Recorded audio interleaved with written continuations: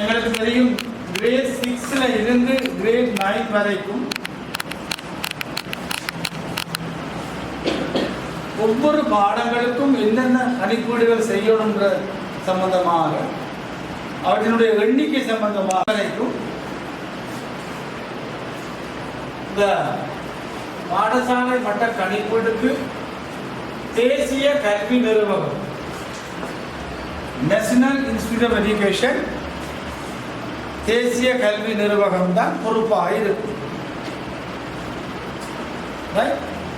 தேசிய கல்வி நிறுவனம் கேள்விப்பட்டுதான் இருக்கும். என்னதை கேள்விப்பட்டிருக்கும்?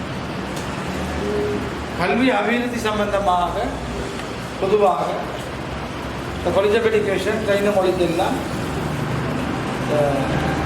பாட புத்தகங்கள் ஆசிரியர் வழிகாட்டிகள் எல்லாம் தேசிய கல்வி நிர்வாகம் செய்து கொண்டிருக்கும். அது கிரேட் 6ல இருந்து 9 வரைக்கும் இந்த பாடசாலை மட்ட கணிப்பீட்டுக்கு பொறுப்பாக இருக்கு. அந்த வகையில் பாருங்க,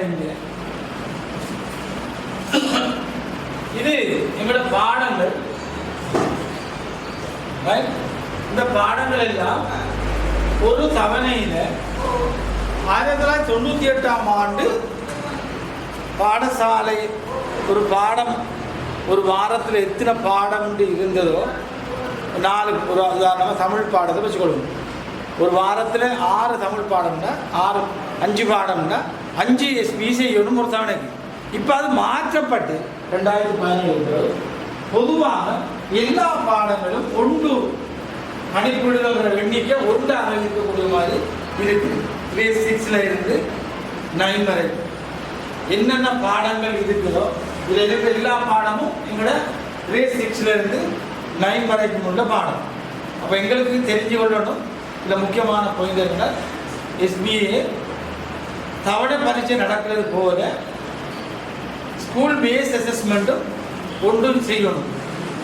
அந்த ஒன்று எந்த கருவின்றத விஷயம் நாங்கள் பிறகு பார்த்து கொண்டு வரோம். ரெண்டாவது விஷயம், இதில் O level GC O level 10 to 11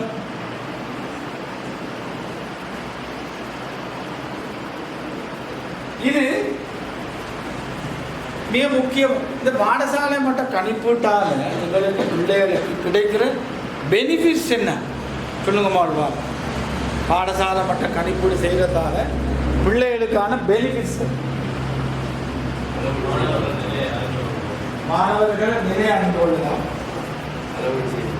அளவீடு செய்து கொள்ளலாம், மாணவர்கள் பலம் பலவீனத்தை அறிந்து கொள்ளலாம், அறிந்தது பிறகு அவர்களுக்கான ஃபீட்பேக் பின்னூட்டங்களை செய்யலாம். இன்னும் ஒரு பெனிஃபிட், மிக முக்கியமான ஒரு பெனிஃபிட் என்னன்னா, இந்த பிள்ளை O லெவல் பரீட்சையில் 2 Cயும் 4 Sம் எடுத்தால் 2 Cயும் 4 Sம் எடுத்தால் இன்னும் ஒரு C தேவை A லெவல் படிக்கிறது. அந்த C பாடசாலை மட்ட கணிப்பீட்டில் கணிதமும் தமிழும் தவிர்ந்த ஏனைய பாடத்தில் பாடசாலை மட்ட கணிப்பீட்டில் A அல்லது B அல்லது C இருந்தால் ஒரு Cயாக சேர்க்கப்பட்டு 3 Cயாக நாங்கள் A லெவல் படிக்கலாம். பிள்ளைகள் கணிதத்தையும் தமிழையும் நாங்கள் சேர்க்க இயலாது. ஏனைய பாடங்களில் C எடுத்தால் அதை நாங்கள் சேர்த்து கொள்ளலாம். இதில் எப்படி பார்க்கணும்னா, கிரேட் 10ல் 3 தவணைகள் மார்க்ஸ், கிரேட் 11ல் 1 தவணை மார்க், 2 தவணை மார்க். அப்போ எல்லாம் 5 தவணைன்ற மார்க்ஸை நாங்கள் பாடசாலையால் வழங்கலாம். எங்கே அனுப்பணும்? பரீட்சை திணைக்களத்துக்கு அனுப்பணும். அதில் 5 பாடம் 5 கணிப்பீடுகிற சராசரி என்ன வருதோ, ஏயோ பியோ சியோ வந்தால் அதில் ஒரு Cயாக சேர்க்கலாம். எங்களோட பாடசாலை மட்ட கணிப்பீட்டில் O லெவல் பரீட்சைக்கு ஒரு பெனிஃபிட்டாக எங்களுக்கு இருக்கும். அப்போ எனவே பிள்ளைகளுக்கு மிகவும் ஆழமான ஒரு பெனிஃபிட்னு சொன்னால், O லெவல் பரீட்சையில் C இல்லாத நேரம் இன்னும் ஒரு Cக்கு சேர்க்கக்கூடிய வாய்ப்புகள் இந்த பாடசாலை மட்ட கணிப்பீட்டில் இருக்குது. அது என்ன பாடம் தவிர்ந்த கணிதமும் தமிழும் தவிர்த்து. அப்போ அதைத்தான் இது சொல்லுது, அதைத்தான் இது சொல்லுது. கணிப்பீடுகளை ஒரு தேர்ச்சி மட்டும் தீர்மானத்துக்கு பயன்படுத்தி கொள்ளப்படும். அதாவது கிரேட் 10 முதலாம் தவணையும் இரண்டாம் தவணையும் மூன்றாம் தவணையும் சேர்க்கப்படும். கிரேட் 11 முதலாம் தவணையும் இரண்டாம் தவணை. சரி, கீப் இன் மைண்ட். பிறகு இங்க நாங்க இங்க பாருங்க பார்ப்போம். இந்த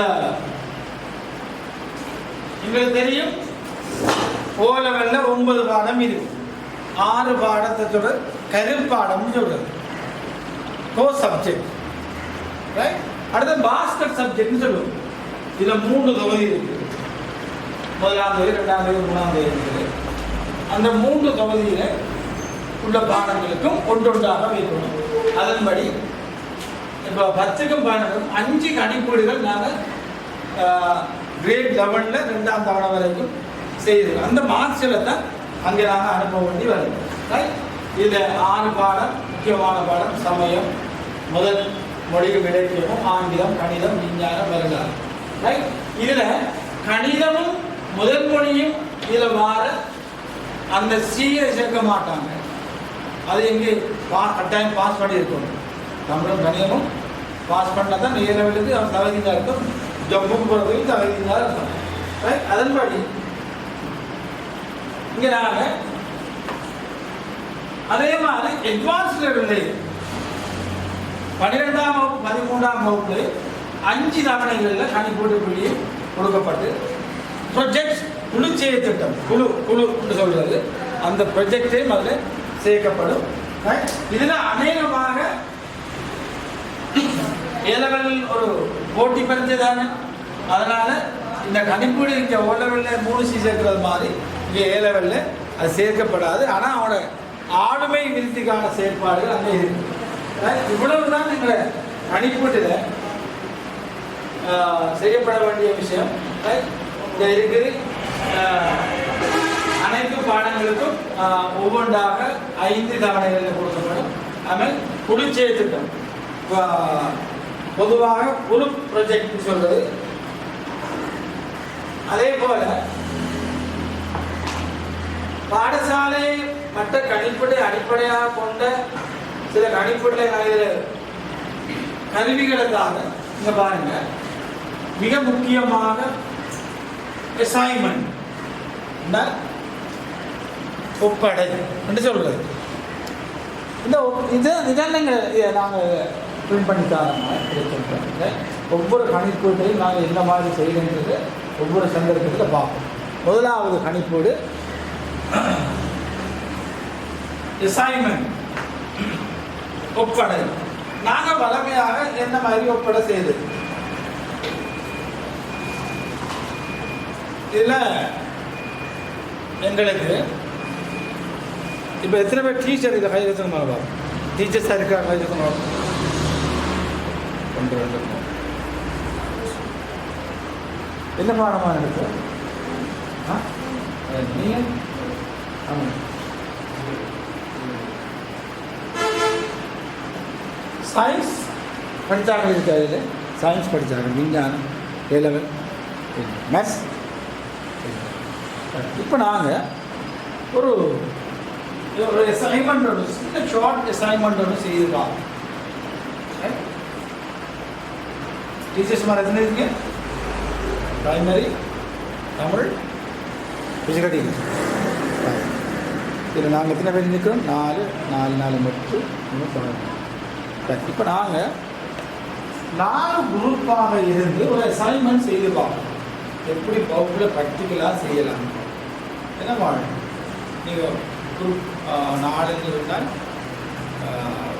கொண்டு சொல்லுங்க. 1 2 3 4 1 2 3 4 1 2 3.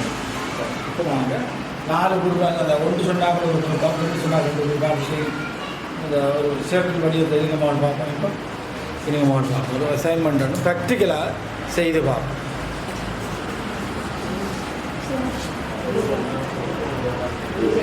நீங்கள் 3 பேரும் கொண்டா இருக்க? சரி சரி. விரும்பின மாதிரி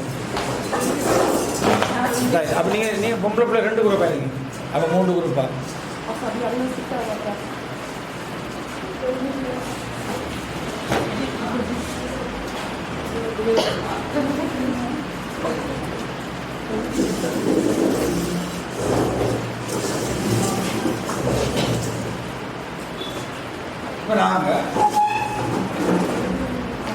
இப்போ நாங்கள் ஒரு நார்மலாக மல்டிபர்பஸ் அசைன்மெண்ட் பல்விடய ஒப்படை என்ற விடயத்தை நாம் செய்வோம்.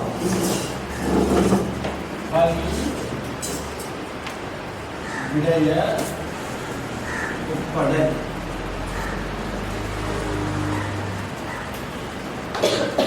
இப்போ இதில் இப்போ நாங்கள் எங்களுக்கு எதிரே வர இருக்கிற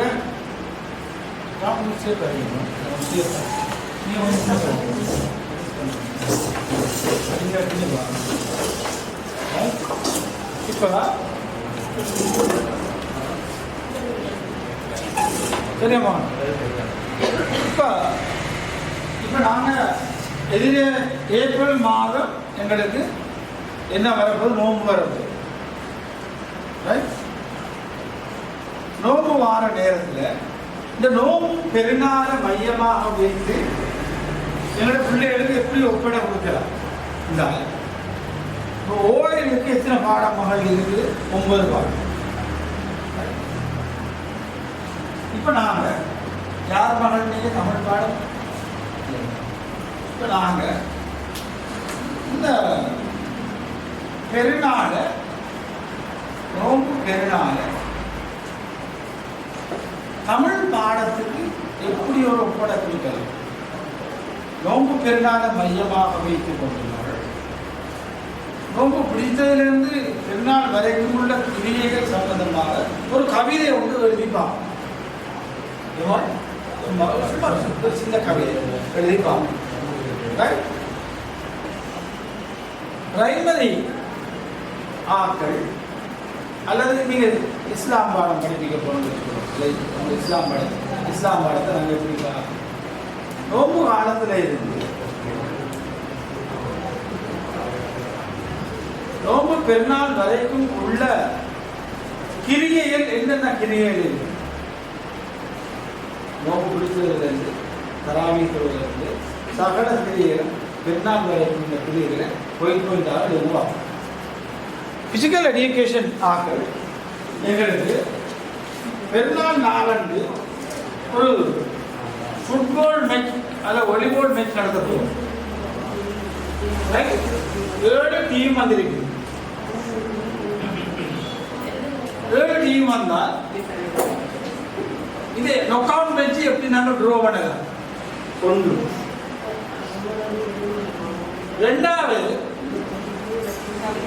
ஒரு விளையாட்டு மைதானம் ஒன்று நாங்கள் அமைக்க போறோம். அது 200 மீட்டர் மைதானம் அமைக்க போறோம்.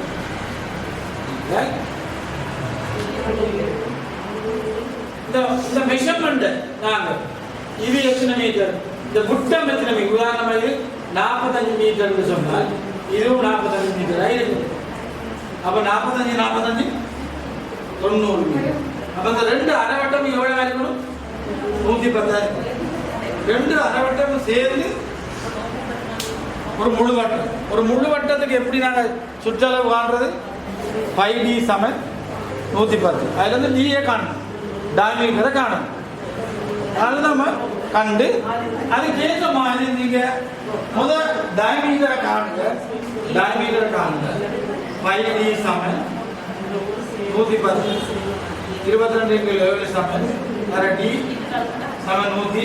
அப்புறம் இந்த 22 அங்கே கொண்டு போய் பெருக்கி பிரிச்சு டிஏ காணணும். கண்டது 1 மீட்டர்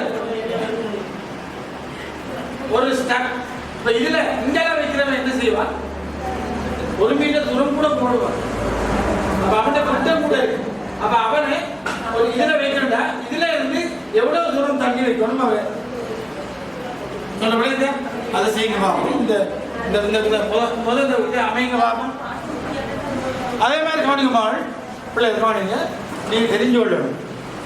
கிரவுண்ட் இருந்தால் நான் செய்திருக்கலாம். ஒரு விஞ்ஞான பாடத்தை எப்படி பார்க்கலாம்?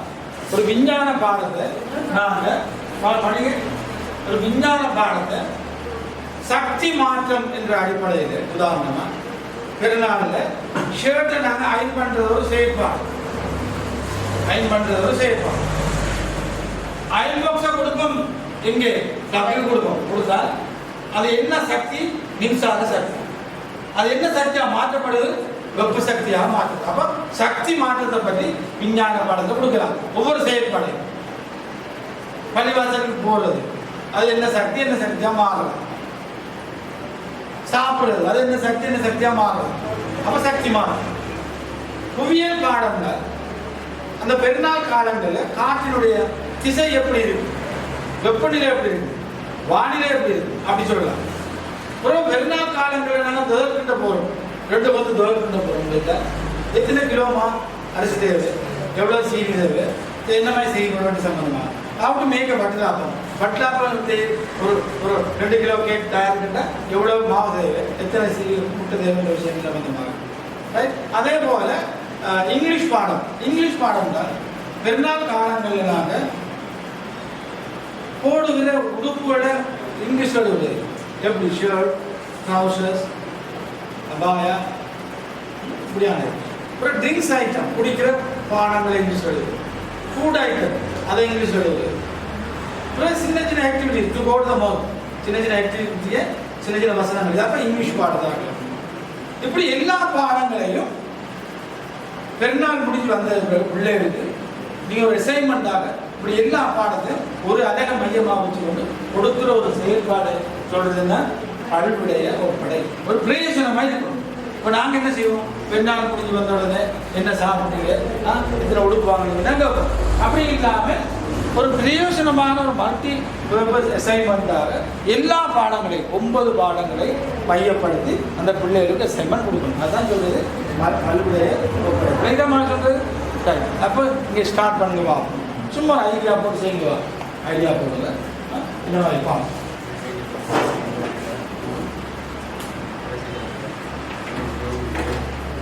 pausa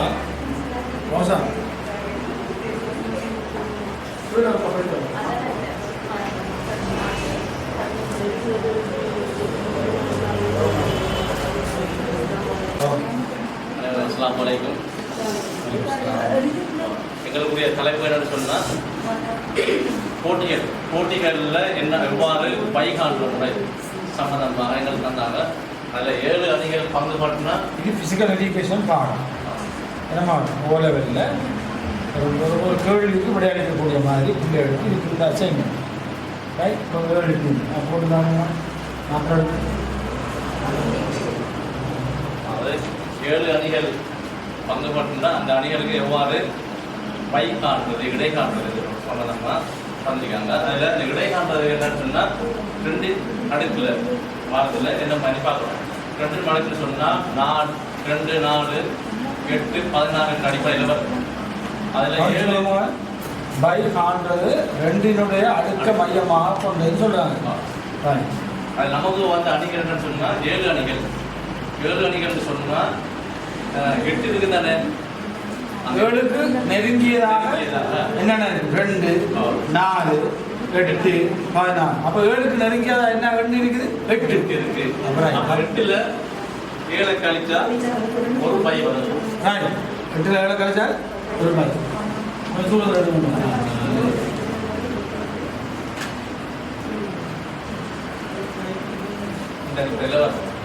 அதாவது எப்பவும் இடை காணும் போது முதலாவது கீழே இருந்தால் போடுவார் இடை. முதலாவது ஒரு இடை தானே வருது, அந்த இடையை கீழே போட்டால்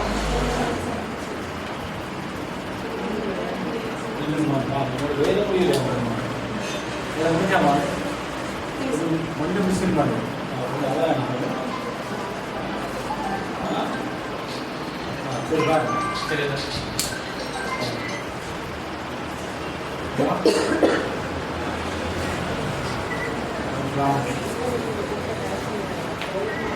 Thank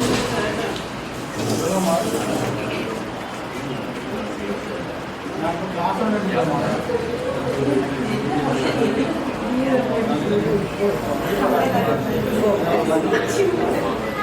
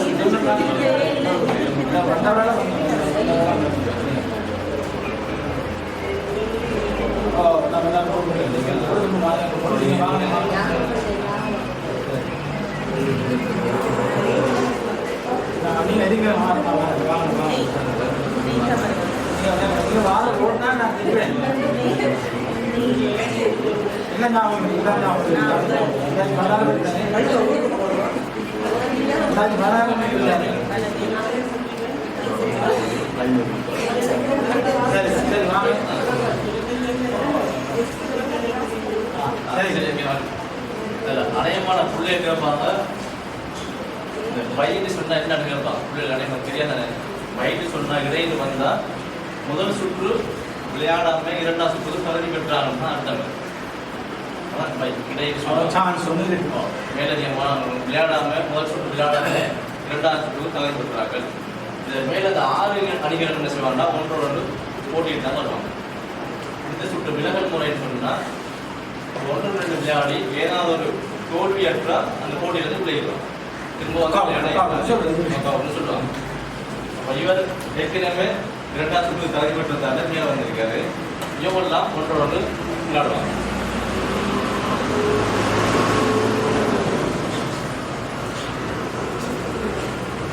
முதலாம் சுற்றுல எத்தனை மேட்ச் நடக்குது? 3 மேட்ச் நடக்குது. முதலாம் சுற்றுல 3 மேட்ச் நடக்குது. ஓகே, அது பிறகுதான் இப்போ இவங்க மேலதியாக வந்தாங்க இருக்காரு. இப்போ இவங்க 2 பேரும் நீல வின் பண்ண ஒரு ஆளும் இங்கே 2வது வின் போட்டியில வெற்றி பெற்ற 2 பேரும் திரும்ப மோத போறாங்க.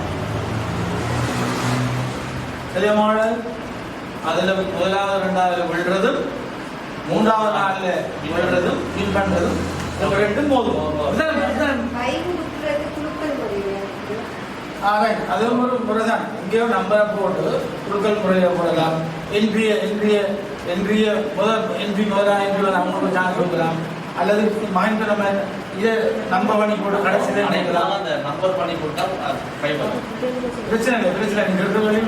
சரி, அடுத்த என்னன்னு சொன்னா இந்த வருஷம் ராணப்போர் பையன் சொன்னா போன வருஷம் 2020ஆம் ஆண்டு போட்டியில வின் பண்ணி இருப்பாங்க தானே, அந்த அணிக்கு அதிகமா பை கொடுப்பாங்க. போன முறை சாம்பியனாக கண்டராம தான் அணிகள். சரியா? அதில் பார்த்தீங்கன்னா இதில் 7 அணிகள் வந்திருக்குன்னு சொன்னா போன முறை இந்த அணி தான் சாம்பியனாக வந்திருக்காரு. அப்போ அவருக்கு என்ன செய்வாங்க, அவருக்கு துண்டு போட மாட்டாங்க. ஏன்னா சாம்பியனுக்கு ஒரு சந்தர்ப்பம் கொடுக்குறதான நல்ல திறமையான அணிக்கு. அப்போ துண்டு போறோன்னு சொன்னா நீங்க கேட்ட மாதிரி இந்த 6 அணிக்கு போடுவாங்க. அது அவங்களுக்கும் மாறி வரணும். அதுக்கு அந்த 5 வின் பண்ணது இந்த பையோட முதல். ரெண்டாவது சுற்றுல எத்தனை மேட்ச் நடக்குது? 2 மேட்ச் நடக்குது. முதலாவது சுற்றுல 3, ரெண்டாவது சுற்றுல 2, அது 2 ஃபைனல். அப்போ ஃபைனல் மேட்ச் இறுதி போட்டி. அப்போ எத்தனை மேட்ச் நடக்குது? 6 மேட்ச் நடக்குது. அப்போ ஏதாவது தொடர் போட்டி இருக்கிறார். இந்த 7 டீமும் இருக்குது. மேட்ச் வந்து 6 மேட்ச் வருது. இந்த 7க்கும் 6க்கும் ஒரு தொடர் போட்டி இருக்குதா? என்ன இருக்குது? என்ன இருக்கு தொடர்பு? 7 மேட்ச் வருது, 7 டீம் இருக்குது, 6 மேட்ச் வருது. அப்ப என்ன தொடர்பு? என்ன மாள் அல்ல அப்படின்னு இல்லை, ஒற்றை இல்லை. அந்த டீம்ற எண்ணிக்கையிலிருந்து ஒன்றை கழிச்சு விட தெரியுது. 7 டீம் தான், 7 ஒன்றை கழிச்சா 6, அப்போ 6, 8 டீம் தான் 7. அப்படி சமன்பாடு தான் எண் சரியா ஒன்று இருக்கு. என்னன்னு சொன்னா அணிகள் எண்ணிக்கை, அணிகள் எண்ணிக்கை வரும். சமன்பாட்டில் இருக்கிற அணிகள் எண்ணிக்கை 7 சொன்னா இங்கே 7 ஒன்று போக்குறது தானே. பார்த்தீங்கன்னா அந்த ரெண்டு வராது, என் சேவை உண்டு. 7லேருந்து 1 கழிச்சால் 6 match. Right? 10 team right?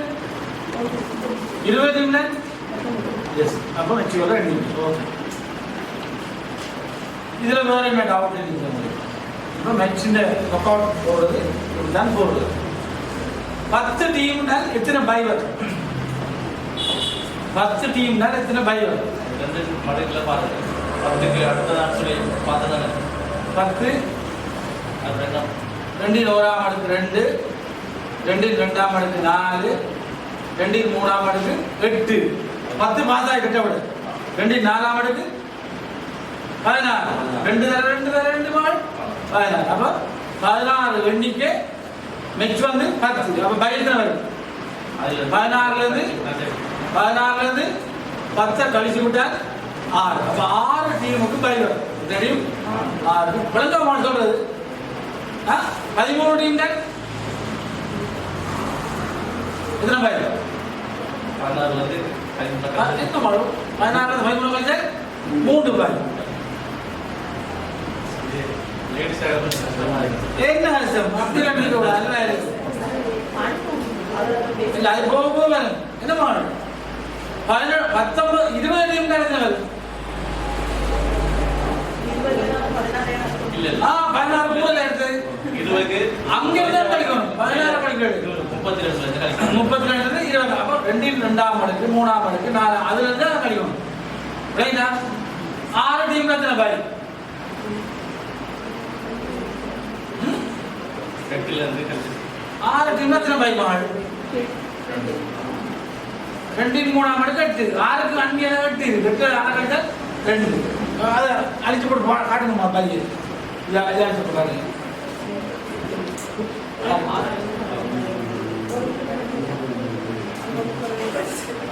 Right இல்லை நாங்கள் விஷயத்தை பாடசாலை ஆசிரியர் போகிறோனாங்க எல்லா விஷயமும் அறிஞ்சு வரும் நம்ம பையை இங்கே கொடுக்கணும் மேலே எங்கே பையை கொடுக்கணும் எங்கே தான் பை எத்தனை பை வரும் எத்தனை பை வரும் எப்படி 2 3ஆம் அடுக்கு 8 அப்போ 4 முனால் 2 அப்போ 2 டீமுக்கு பை கொடுங்கம்மா முதலாவது ஒரு பையை கொடுங்க கீழே தான் கை கொடுக்கலாம் கீழே ஒரு பை மேலே கொடுக்க பிரச்சனை மேலே கொடுக்க பை கொடுங்க பை அதுவும் முதலாம் டீமில் போகும் பிறகு இந்த பையில் உள்ள டீமும் அதுவும் போதும் அப்படித்தானே பிறகு இதில் உள்ள பை அப்போ எத்தனை மேட்ச் வரும் பாருங்க 5 அப்போ 6 சொன்னாங்க 5 பிள்ளைங்க 5 மேட்ச் 2 பாய் இதில் ஏதாவது டவுட் இருக்கா கிளியரா 4 டீம் தான் எத்தனை பாய்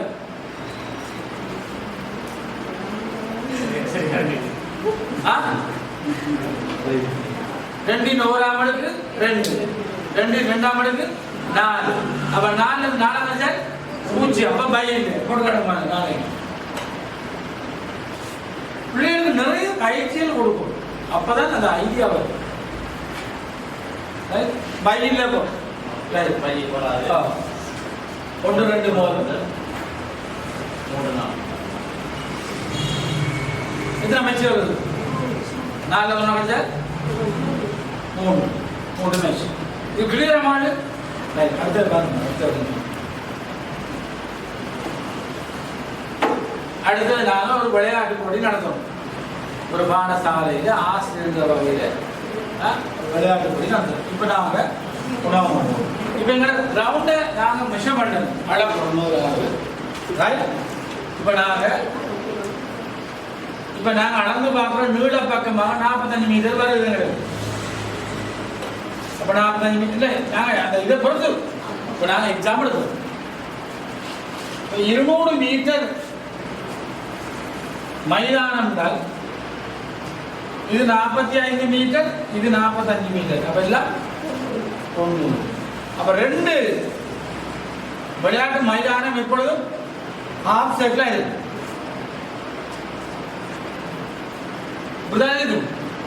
அப்போ ஒரு பாய் இங்கிருந்து ஓடி வந்து இப்படியே ஓடி வந்து இங்க முடிக்கணும்னா அப்ப 200 மீட்டர் ஓடணும் இந்த ரெண்டுக்கும் இடையில் உள்ள தூரம் எவ்வளவு இருக்கும் அதைத்தான் நாங்க டயமீட்டர்னு போடுறோம் டி விட்டம் 2 அரைவட்டமும் சேர்ந்து ஒரு குடுவட்டம் ஒரு முழுவட்டத்துக்கு சுற்றளவு எப்படி மகள் காண்கிறது வாய்ப்பாடு பை டி அல்லது 2πr. ஆரை கேட்டால் 2πr சொல்லுவோம், டி கேட்டால் 5. அப்போ 5d சமன் எவ்வளவு 100. இந்த 2 அரைவட்டம் இது மகள் ஒரு வட்டத்தில் சுற்றளவு காண்றதுக்கான வாய்ப்பாடு. y என்று சொன்னால் 22. ஏன் நாங்கள் 110 போட்டோம்? இந்த அரைவட்டமும் சேர்ந்து எத்தனை மீட்டர் வரணும்? ஏன் வரணும்? அப்படி 200ல இருந்து 90 கழிச்சால் 110. அப்புறம் இனி 22 வேற டி சமன் 110. 7 பிரிச்சு கொண்டு அங்கே ஒன்று மணி இருக்கு. 22 டிஎஃப் பெருக்கு இன்னொரு மணி இது. இதை நாங்கள் சுருப்போம். சொல்லுங்க பாப்போம். 2 சுருப்போம். 11. 2 சுருப்பினால் 55. 11 சுருப்பினால் 5. எனவே டி சமன் 7. அப்ப எனவே இப்ப இரண்டுக்கும் இடையில் உள்ள தூரம் 35 மீட்டர். அப்ப 35 மீட்டர் தூரம் எடுத்து அது ஹாஃப் ஆடுதல் மையம் வருது. அப்ப இதுல இருந்து இப்படி ஒரு அரைவட்டமும் இதுல இருந்து இப்படி ஒரு அரைவட்டம். அப்ப இது 35 மீட்டர். அப்ப 200 மீட்டர் விளையாட்டு மைதானம் வந்து இப்போ முதலாவது ரக்கில் ஓடுறத 200 மீட்டர் ஓடுவார். இதுல ஒரு ஓடுவான். அப்புறம் இங்கே ஒரு ஓடுவான், இந்த ட்ராக்ல ஓடுவான். இப்போ இவன் என்ன, இவன் ஓடணும் 1 மீட்டர் விட்டம் கூட வர வேண்டிய விட்டம் அப்படிதானே? அப்ப அதை எப்படி காண்றது? அவனை இப்ப எல்லாரையும் ஒரே இடத்துல வச்சுக்கலாமா? இப்படி ரட்கள் இப்படி வருது, இப்படி வருது. அப்ப எல்லாரும் ஒரே இடத்துல இவன் ஓடி இப்படி எவ்வளவு தூரம் ஓடணும். அப்ப அது அவன் எவ்வளவு தூரம் போறதுக்காக இப்ப இதுல இருந்து இது 35 மீட்டர் விட்டம், இதுல ஒன்று 36, இதுல 36, அப்ப 37 மீட்டர். இப்ப டிக்கு பேர 37 போட்டு இந்த சுற்றளவை காணும். டிக்கு பேர 37 போட்டு சுற்றளவை காணும். கண்டது 200ல இருந்து அதை கழிச்சு போட்டு எவ்வளவு தூரம் போகுதோ ஒரு முதலாவது இங்க வச்சால் ரெண்டாவது இதுல இருந்து எவ்வளவு தூரம் வச்சு அதே மாதிரி அங்கே அப்படி போகும். சரியா? அதன் மாதிரி எத்தனை ஒரு இங்க வச்சா 3.5. அப்ப இங்க இருந்து 3.5 மீட்டர் செல்லணும். அப்புறம் இவரை 7 மீட்டர். அப்படி இதுக்கு இதெல்லாம் முடிக்கணும். இவர் இப்படி ஓடி வந்து முன்னுக்கு வச்சு தூரத்தை சமன் செய்து விளங்காம சொல்றது. இப்படி எல்லாம் நாங்கள் ஆசிரியர் என்ற வகையில் வந்தால் பாடசாலையில் அல்லது பெருநாள் காலங்களில் ஒரு விளையாட்டு போட்டி நடத்த வேண்டி ஒரு மைதானத்தை அமைக்க சொன்னால் இது நம்ம பிசிக்கல் எஜுகேஷன். ஓகேயா?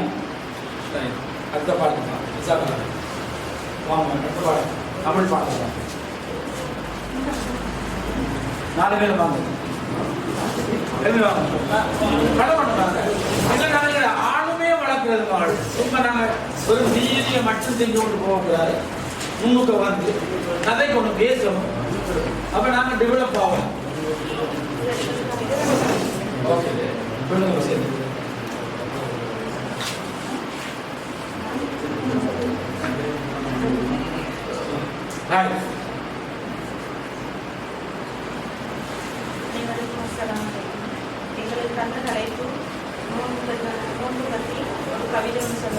தமிழ் பாடம் என்ற வகையில் தமிழ் ஆசிரியர் பிள்ளையோட கவிதை ஆக்கங்களை என்ன செய்யறது, மோட்டிவேட் பண்றதுல பிள்ளைகளாக எழுத வைக்கிறது.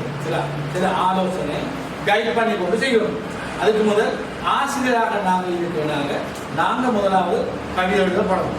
அதன்படிதான் எங்களுக்கு தரப்பட்ட விஷயம் தமிழ் பாடத்தில் கவிதையை விட்டு நாங்கள் என்ன மாதிரி பெருநாள மையமாக வச்சு கொண்டு எழுதப்படும் வாசிக்க முடியும். முதலாவது கவிதையின் தலைப்பு ஈதுல் ஃபித்ர். ஓராண்டில் ஒரு புனித மாதமா, அதுவே ரமலான் மாதமா. இஸ்லாத்தின் தூண்கள் 5 ஆகுமா, அத்தூண்களுக்கு வலிமை சேர்ப்பது அசௌம் ஆகுமா. விடியற்காலையில் துள்ளி எழும்பி சோம்பலை விரட்டியே இறைவனை துதித்திடும் புனித மாதமாம். Good. பசியை நாம் உணர்ந்து பிறர் பசியை போக்கும் சிறப்புமிகு மாதமாம். 30 நாட்கள் காத்திருந்து புத்தாடை அணிந்து பலகாரம் உண்டு மகிழ்ந்து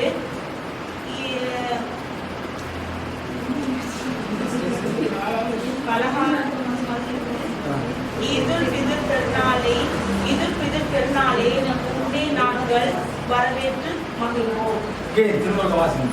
இதனால் வாசிங்க.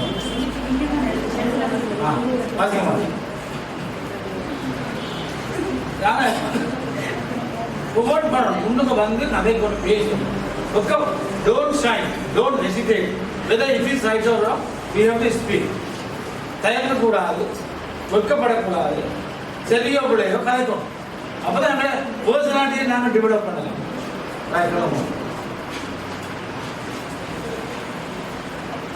ஓராண்டின் ஒரு மாதமாம், அதுவே ரமலான் மாதமாம்.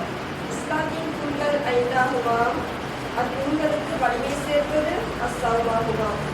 விடியற்காலையில் எழுப்பி சோமனை இறக்கியே இறைவனை துதித்திடும் புனித மாதமாம். பசியை நாமும் உணர்ந்து பிறர் பசியை போக்கும் சிறப்புமிகு மாதமாம். 30 நாட்கள் காத்திருந்து புத்தாடை அணிந்து பலகாரம் உண்டு மகிழ்ந்து ஈதுல் ஃபித்ர் பெருநாளை உங்களை நாங்கள் வரவேற்று மகிழ்வோம். ஒவ்வொரு ஆளும் பார்ட்டிசிபேட் பண்ணணும். பிள்ளைகளை தனியாக வச்சு குரூப் போர்களை கொடுத்து போட்டு ஒரு பிள்ளைய வாசிக்க பார்க்கணும், ஒரு பிள்ளை அங்காதிக்க பார்க்கணும். அப்படி விடக்கூடாது. மற்ற பிள்ளையை நாங்கள் டெவலப் பண்ணணும்.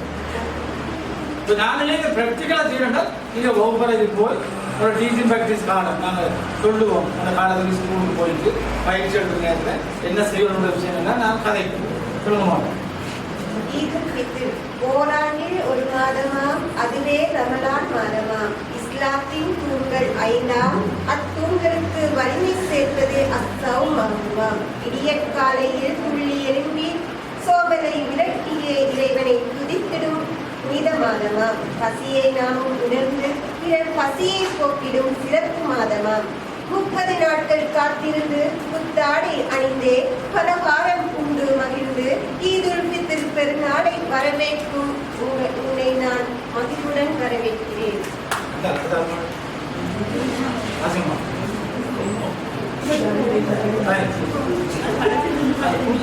வரணும். கவிதை வாசிக்க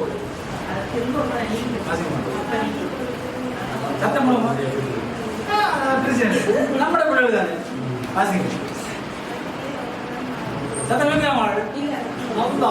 டீச்சரா போற என்ன 43 வருஷமா இந்த டீச்சர் வேலை பார்த்து கொண்டு இருக்கேன். நான் என்ன சவுண்ட்ல ஏதாவது கரகரப்பு இருக்குதாமா? வயசு கூட மாதிரி இருக்காமா? அப்படி எப்படி மாடல நீங்க எப்படி மாட வாசிக்கணும்? வாசிக்க மாட சத்தம்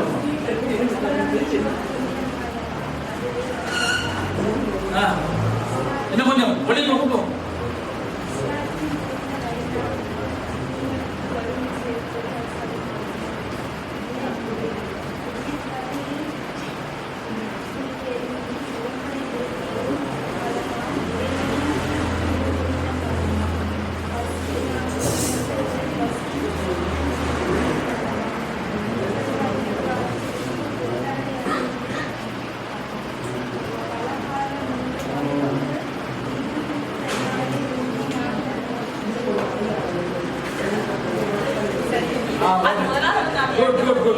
Good. Right. Good. கையாளுங்க. Right. அடுத்த ஒரு வாங்கம்மா.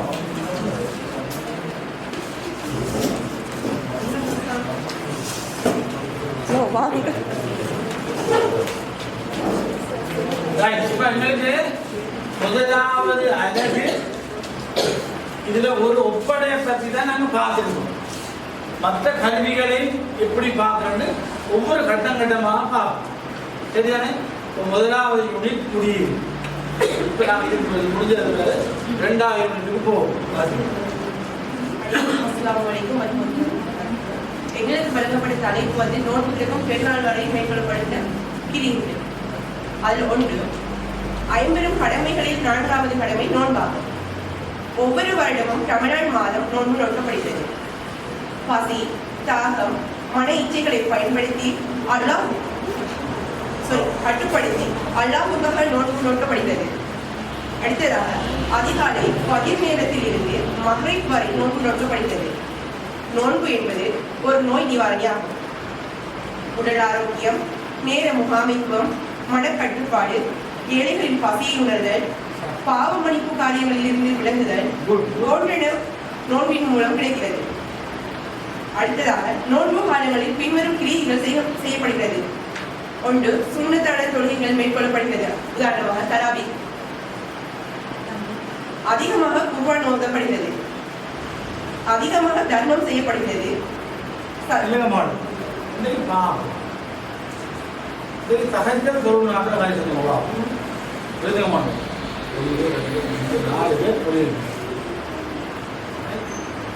ஒரு ஜுசு ஓதி முடிச்சாங்க நான் யாசின் முடிச்சு ஒரு ஜுசு முடிப்பேன். தகஜ தொழுகையில இருந்து சுபகு வரைக்கும் உள்ள நேரத்தை அந்த நேரத்தை ஒரு ஜுசு குர்ஆன் முடிக்கிறதுக்காக நான் ஒதுக்கினேன். இப்போ 2 மாதம் முடிஞ்சாங்க. அப்போ 2 குர்ஆன் முடிச்சிருக்கேன் இந்த வருஷத்துக்கு. இப்போ 13வது ஜுசு இந்த காலையில் முடிச்சிருக்கேன். 30ஆம் தேதி தான் 30 ஜுசு முடிப்பேன். சரியா? இதில் என்ன விஷயம் உண்டாது, அப்படியே ஒரு ப்ராக்டிக்கலோடு நாங்கள் இருக்கோம். தியரியை மட்டும் விளங்கி கொண்டு இருக்கக்கூடாது. தராவை இருக்குது, தகஜ தொழில் இருக்குது, குர்ஆன் ஓதுற அது ப்ராக்டிக்கல் இது கொண்டுங்கிறது. அப்பதான் பிள்ளைகளை நாங்கள் உருவாக்கலாம். சரியான சொல்றது. அப்போ ஒரு மாதம் சிம்பிள் வேலை அல்லது ஒரு 5 நேர தொழுகை 4 பக்கம் ஓதி கொண்டு வந்தால் ஒரு ஜூஸ் முடிஞ்சிடும் ஒரு நாள். எப்படியோ நாங்கள் இறைவனோட நாங்கள் ஒன்றிக்கணும். அப்பதான் நீங்க பார்ப்போம். சொல்ல மாட்டேன். அதிகமாக செலவாக்க ஓதப்படுகிறது. இவ்வாறான செயல்கள் அதிகமாக செய்வதனால் இரட்டிப்பான நன்மைகள் கிடைக்கிறது. ஒரு சுண்ணத்தை செய்யலாம், ஒரு பரல செய்யலாத்துல நோம்பு வாழங்கள்ல 70 மடங்கு சொல்லப்படுது. ஞாபகம். ஒரு சுண்ணத்தை செய்தால் அது பரலுக்கு சமனாகும். அப்படியான நன்மைகள் தான் தெரியும். அதை செய்ய பார்ப்போம். சொல்லுங்க. நோன்பு காலத்தின் சிறப்புகளாவன நரக வாசல்கள் மூடப்பட்டு சுவர்க்க வாசல்கள் திறக்கப்படுகின்றன. ரய்யான் என்ற சுவர்ண வாசல் ஊடாக நோன்பாளர்கள் சுவர்க்கம் நுழைவார்கள். நோன்பு நோற்று முடித்து சவ்வால் தலைப்புறையாண்டு புத்தாடை அணிந்து சுண்ணத்தான பெருநாள் தொழுகையை நிறைவேற்றி உறவினர்களை சந்தித்து உணவு பண்டங்கள் பரிமாறி இனிதாக நிறைவடைகிறது நம்ம நண்பர்.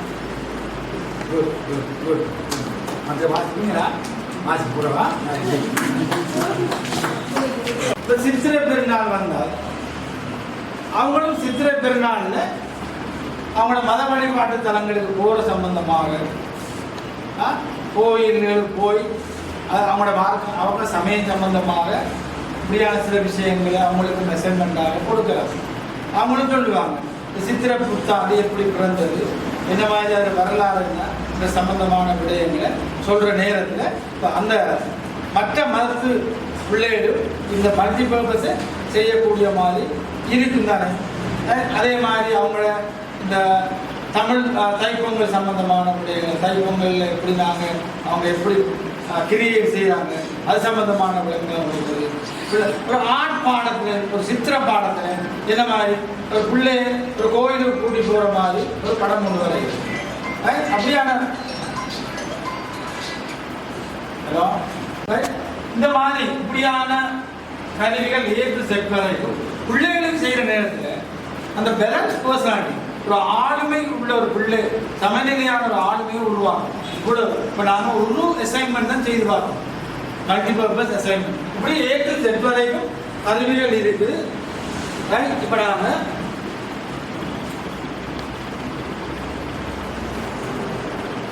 இரண்டாவது யூனிட்டுக்கு நாங்கள் போக போகிறோம். முதலாவது யூனிட் கட்டாயம் எங்களோட பரீட்சையில் ஒரு கேள்வியாக வரும். கல்வி அளவீடு என்றால் என்ன, கல்வி மதிப்பீடு என்றால் என்ன, கல்வி கணிப்பீடு என்றால் என்ன, கல்வி மதிப்பீட்டுக்கு கணிப்பீட்டுக்கும் உள்ள ஒற்றுமை வேற்றுமை என்ன, இவ்வளவு ஒரு கேள்வி 15 மார்க்ஸ் உடைய கேள்வி வரும் முதலாவது யூனிட். இப்போ நாங்கள் இரண்டாவது யூனிட் பார்ப்போம். இது கல்வியினுடைய நோக்கம். இதில் 4 சொற்பிரயோகம் இருக்குது. ஒன்று இலக்கு என்று ஒரு நோக்கம் ஒன்று ஒரு சொல்பிரயோகம் இருக்கு. அடுத்தது பொதுவான நோக்கம் ஒன்று இருக்கு. மூன்றாவது குறிக்கோள் ஒன்று இருக்கு. அடுத்து விசேட குறிக்கோள் ஒன்று இருக்கு. இந்த நாளுக்கும் என்ன ஒற்றுமை வேற்றுமை? இப்ப எங்களுக்கு உதாரணமாக சொல்ல வலிக்கிற கல்வியின் இலக்கு என்ன, கல்வியின் நோக்கம் என்னமா? What is the aim of the education? கல்வியின் நோக்கம் என்ன? நல்ல பிரஜைகளை உருவாக்கும். அதுக்குதான் பை நெல்சன் மண்டேலா சொல்றான், education is the most powerful weapon which you can use to change the world. Education is the most powerful weapon which you can use to change the world. உலகத்தில் ஆக பலம் பொருந்திய ஒரு ஆயுதம் கல்வி. அந்த கல்வியால உலகத்தையே மாற்றி அமைக்க முடியும் என்று பை நெல்சன் மண்டேலா சொல்றார். இந்த கல்வியினுடைய நோக்கம் சம்பந்தமாக 21ஆம் நூற்றாண்டினுடைய கல்வி எப்படி இருக்கணும் என்று சொல்லி 1996ஆம் ஆண்டு ரைட் 1996ஆம் ஆண்டு, அது எத்தனாம் நூற்றாண்டு? 20ஆம் நூற்றாண்டு. 21ஆம் நூற்றாண்டினுடைய நோக்கம், கல்வி நோக்கம் எப்படி இருக்கணும்னு சொல்லி 196 பக்கங்கள் கொண்ட ஒரு புத்தகம் ஒன்று அமைக்கப்படுது. முழு உலக நாடுகளினுடைய கல்வி அமைச்சர்கள் சேர்ந்து பிரான்சில் பவுரோ என்ற பிரான்ஸ் நாட்டினுடைய கல்வி அமைச்சர் தலைமையின் கீழே 21ஆம் நூற்றாண்டுடைய கல்வி எப்படி இருக்கணும்னு சொல்லி இந்த 196 பக்கம் கொண்ட புத்தகம் தயாரிக்கப்படுது. அது மிக முக்கியமாக 4 தூண்கள், 4 pillars of the education, கல்வியின் 4 தூண்கள். முதலாவது தூண் லேர்னிங் டு நோ, அறிவை வளர்த்தல். Learning to know, 4 pillars of the education, right? Learning to know.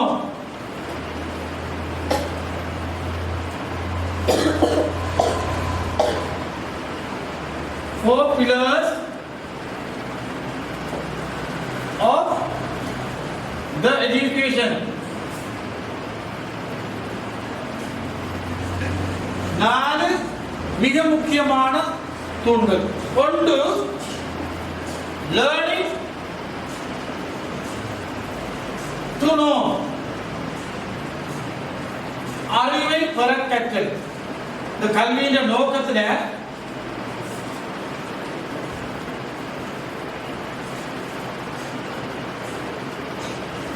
learning to know, அறிவை பெற கற்றல். இரண்டாவது learning to do,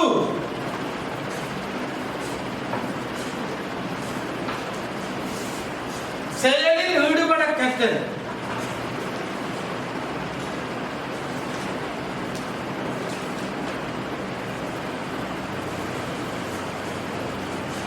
மூன்றாவது learning to live together.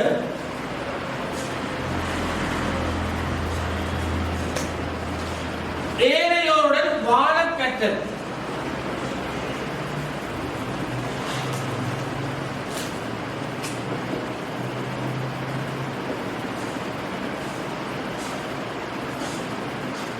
நாலாவது learning to be, நாங்க வாழ கற்றல். இந்த 4 தூண்களும் தான் 21ஆம் நூற்றாண்டினுடைய கல்வி நோக்கங்களாக இருந்தது. இப்போ நாங்க கல்வியினுடைய இலக்கு என்றால் என்ன, நோக்கம் என்ன, குறிக்கோள் என்ன, விசேட குறிக்கோள் என்ன? இலக்கு என்று சொல்றது அது ஒரு நீண்ட கால ப்ரோசஸ், நீண்ட காலம் எடுக்கும். இலங்கையில கல்வி இலக்குகள் 8 இருக்கு. நாங்கள் இதில் படிக்கிறோம், எஜுகேஷனில் படிப்போம். இலங்கையின் கல்வியின் இலக்கு 8 இருக்கு. அப்ப இலங்கையில கல்வியில இலக்கு அடைகிறது ஒரு 1ஆம் வகுப்பு படிக்கிற பிள்ளை அடையுமா, 5ஆம் பிள்ளை அடையுமா, ஓ லெவல் பிள்ளை அடையுமா, ஏ லெவல் அடையுமா, யூனிவர்சிட்டிக்கு போனால் மட்டும்தான் ஓரளவுக்கு அதை அடையலாம். அப்ப அதுக்கு என்ன செய்யும், நீண்ட காலம் எடுக்கும் அந்த இலக்கு அடையுது. ஓகே, நீண்ட காலம். பொதுவான நோக்கம் என்ன சொன்னால் அது ஒரு குறிப்பிட்ட காலம் எடுக்கும். நீண்ட காலம் இல்லாமல் ஒரு 4 வருஷம், ஒரு 5 வருஷம் எடுக்கும். பிறகு அந்த பொது நோக்கத்தை அடைகிறதுக்கு சில குறிக்கோள்கள் ஒரு குறிப்பிட்ட காலம் எடுக்கும், அதை விட ஒரே காலம் எடுக்கும்.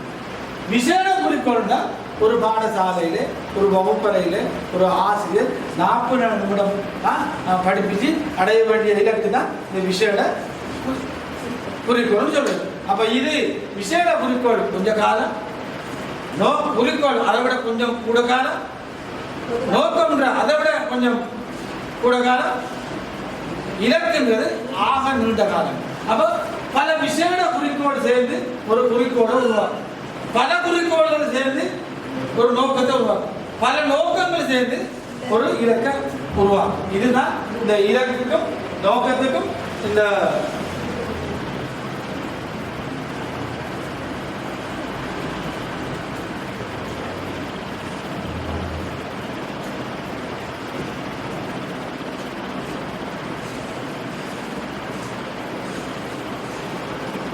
இப்ப பார்ப்போம். இங்க பாருங்க, இந்த 4 விஷயத்தை பற்றியும் நாங்க கதைத்தோம். இந்த பௌதான் அங்க எத்தனை மணி பாடம்? 11 மணிக்கு 20 நிமிஷம் முடிச்சுக்கலாம். ஒரு நாளைக்கு உங்களுக்கு சனிக்கிழமையில 2 பாடம் போட்டா எப்படி இருக்கு? 2 hours 2 hours கொஞ்சம் கெதியில சிலபஸை முடிக்க முடியும்.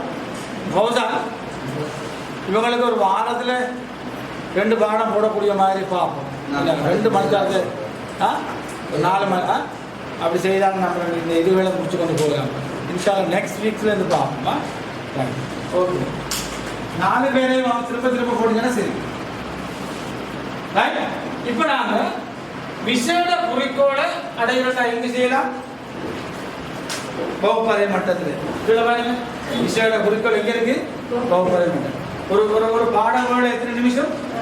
அப்ப 40 நிமிஷத்துக்குள்ள இந்த விசேட குறிக்கோளை அடைஞ்சு விடலாம். ஒரு பைத்தகரசோடு தொடர்பு எழுதுவார், அது ஒரு சின்ன குறிக்கோள். அப்போ 40 நிமிஷத்தை படிச்சு பைத்தகரசை எழுதினா அந்த இலக்கை இந்த விசேட குறிக்கோளை அடைஞ்சு. குறிக்கோளை பாடசாலை பல பாடங்கள் சேர்ந்தால், பல விசேட குறிக்கோள் சேர்ந்தால் என்ன உருவாக்கும்? குறிக்கோள் உருவாக்கும். அப்போ ஒவ்வொரு 8 பாடத்தில் விசேட குறிக்கோள் இருக்கு. அப்போ 8 விசேட குறிக்கோள் சேரும்போது என்னத்தை உருவாக்கும்? ஒரு வகுப்பறையில ஒரு வகுப்புக்கு ஒரு பாடத்தின் நோக்கத்தை நிறைவேற்றக்கூடிய மாதிரி இருக்கு. நோக்கத்தை உருவாக்குறாங்க, நோக்கத்தை அடைகிறாங்க. அது என்ன மட்டத்தில் இருக்கும்? மாகாண மட்டத்தில் இருக்கும். இலக்கு அடைகிறாங்கன்னா தேசிய மட்டமாக இருக்கும். பெருசி பெருசாக போகும். வகுப்பறை கொஞ்சம், பல வகுப்பறை சேர்ந்தால் பாடசாலை, பல பாடசாலை சேர்ந்தால் மாகாணம், 8 மாகாணம் 9 மாகாணம், பல 9 மாகாணம் சேர்ந்தால் தேசிய ஒரு இலங்கையை உருவாகும்.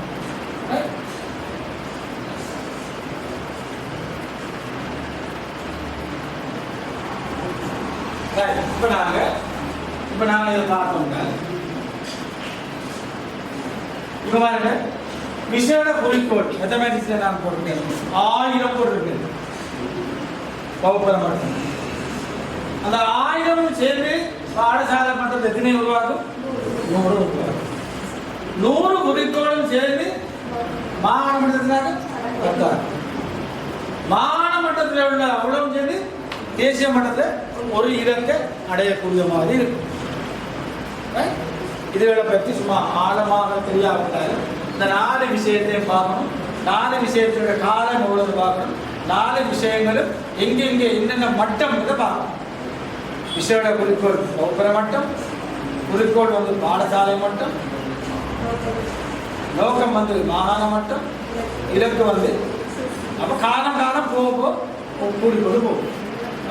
ஓகே,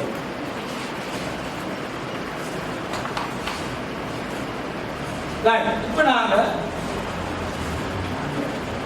நோட்ஸ் ஆஃப் லெசன் எழுத படிக்கிறது என்ன மாதிரி ஒரு விசேட குறிக்கோள் எழுதுறதை பார்க்கணும். அது மிக முக்கியமான விஷயம். பாடசாலை ஆசிரியர் என்ற வகையில் ஒவ்வொரு நாளும் ஒவ்வொரு பாடத்துக்கும் அவர் தனது பாட குறிக்கோள் எழுதி தான் பாடசாலைக்கு வகுப்பறைக்கு போவார். அது நடத்தை சார்பான நோக்கம். அது அந்த விசேட குறிக்கோள். ஒரு விசேட குறிக்கோள் எப்படி எழுதுறது பார்ப்போம். முதலாவது என்ன மாதிரி இருக்கணும்? நடத்தையில் ஈடுபடும் நல்லது. யாரு? மாணவர். இது ஒரு பொருளாதார பாடத்துக்கு ஒரு குறிக்கோள் என்ன மாதிரி எழுதுறது பார்ப்போம். அடுத்து என்னமா? நடத்தையை முறை அல்லது அது என்னவா இருக்கும்? வாய்மொழி மூலமாக முன்வைத்து அவரை நடத்தையை வாய்மொழி மூலமாக முன்வைக்கிறார். அடுத்தது இறுதி கற்றல் என்னமா? பிரதான விடயங்கள் 5 3 காட்டு. இங்க எல்லாமே நாம என்ன சொன்னா ஸ்மார்ட்டாக எழுதணும். ஸ்மார்ட்னு சொன்னால் இந்த குறிக்கோள் எழுதும் போது ஸ்மார்ட் நாங்க பாவிக்கணும். எப்படின்னு சொன்னால்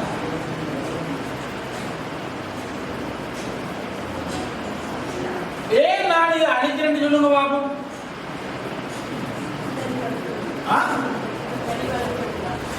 ஒன்று, சொல்லப்பட்ட விடயங்கள் ஒயிட் போர்ட்ல பிளாக் போர்ட்ல இருந்தால் திரும்ப ஒரு எழுதும் போது அங்கே கவனம் போகும். அப்ப கவன கலைப்பான் இருக்கும். அப்ப எனவே திரும்ப எழுத வலிக்கிட்டால் அந்த பாயிண்ட் மட்டும் தான் இருக்கும். மற்ற ஒயிட் போர்டுன்னு சொன்னால் இப்ப இதுல கூட இங்க நாங்க ஒரு மார்க்கும் இருக்கக்கூடாது. கிளீனாக எழுதிக்கணும். அப்ப நாங்க ஒரு குறிக்கோள் வந்து எழுதும் போது சுமார் ஸ்பெசிபிக்காக இருக்கணும்.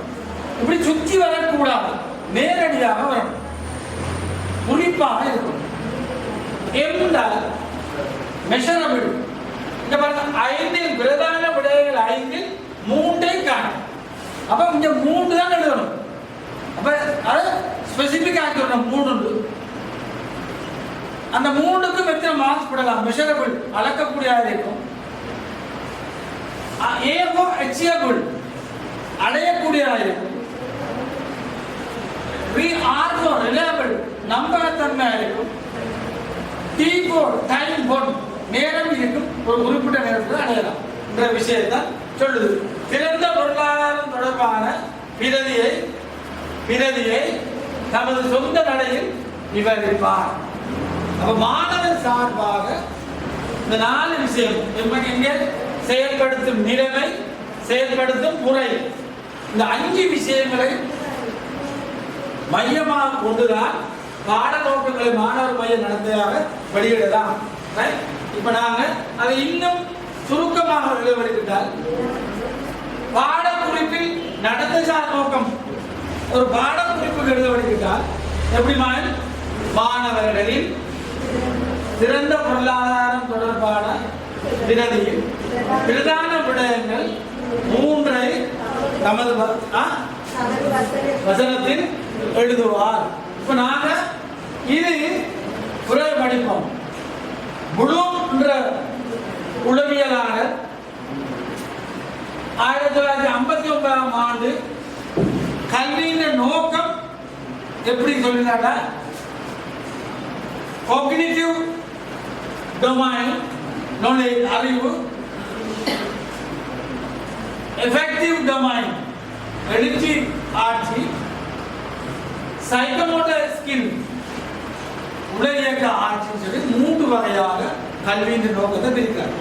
இந்த மாதிரி 1 அறிதலாட்சி,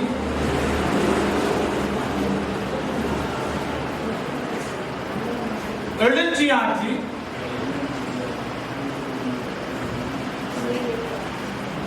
உடை இயக்க ஆட்சி. இது சம்பந்தமாக நாங்கள் டீப்பா பார்ப்போம். அடுத்த பாடத்துல உடை இயக்க ஆட்சி. இந்த ஒரு பிள்ளை ஒரு வகுப்புல பாடசாலையில வகுப்பறையில 40 நிமிஷம் படிச்சா உள்ள அறிவை பெற்றுக்கொள்ளணும். பண்பு சார் ரீதியான ஆட்சியை பெற்றுக்கொள்ளணும். மன எழுச்சி பண்பை பெற்றுக்கொள்ளணும். பிறகு அந்த பிள்ளை உடையக்கத்திறன் உடையக்க ஸ்கில்லை டெவலப் பண்ண பிள்ளையா இருக்கணும். ஆட்டிடியூட், ஸ்கில், இது மூன்றையும் மையமாக கொண்டதுதான் ப்ளூம்ஸினுடைய உடையியக்க ஆட்சி. அது சம்பந்தமாக நாங்க ஆழமாக பிறகு பார்ப்போம். இப்ப நாங்க என்ன சொன்னா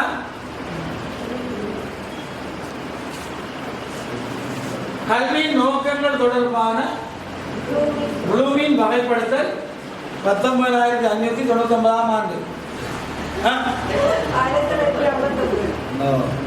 அப்படியே அடிச்சுடுறது, அப்படியே அடிச்சுடுறது. அப்படிதான் எனக்கு ஒரு டீச்சர் யூனிவர்சிட்டியில நான் 1985-86 காலம் அவர்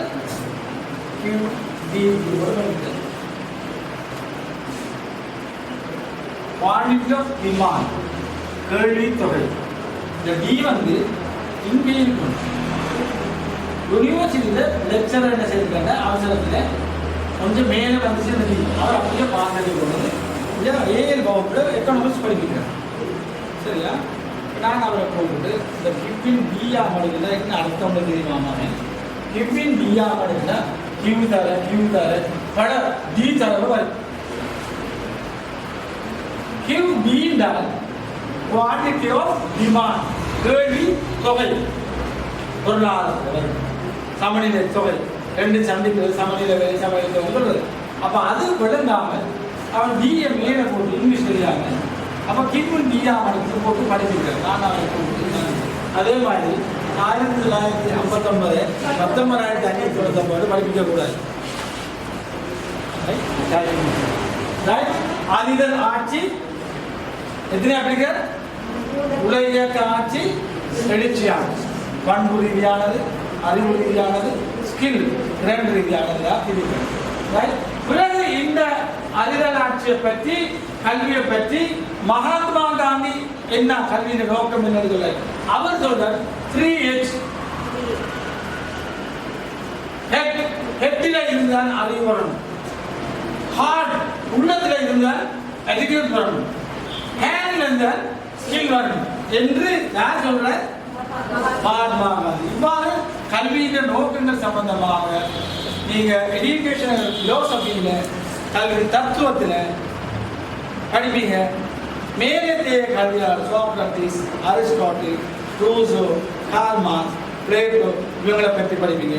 கீழத்தைய கல்வியலாளர்கள் அந்த பாடத்தில் மகாத்மா காந்தி, அலெக்சாந்தர், மற்றது அன்னை விபுலானந்தர், ரவீந்திரநாத், இவங்க கல்வியை பற்றி என்ன சொல்றீங்க சம்பந்தமாக கதைப்பாங்க. அதை பற்றி நீங்க வேறொரு பாடம் எஜுகேஷனல் பிலோசபின்ற பாடத்தில் நீங்க படிச்சீங்க.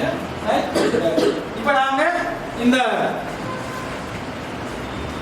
மூண்டை பிறகு ஒவ்வொன்றாக மாறும். அறிவு 6ஆக பிரிவு. எப்படி? அறிவு, கிரகித்தல், பிரயோகம், பகுப்பு, தொகுப்பு, மதிப்பு. இந்த மூன்றும் சின்ன அளவிலானது. இது பேப்பர் 1 பகுதி 1க்கு MCQ கேள்விக்கு வரும். இது 3 கேள்வி.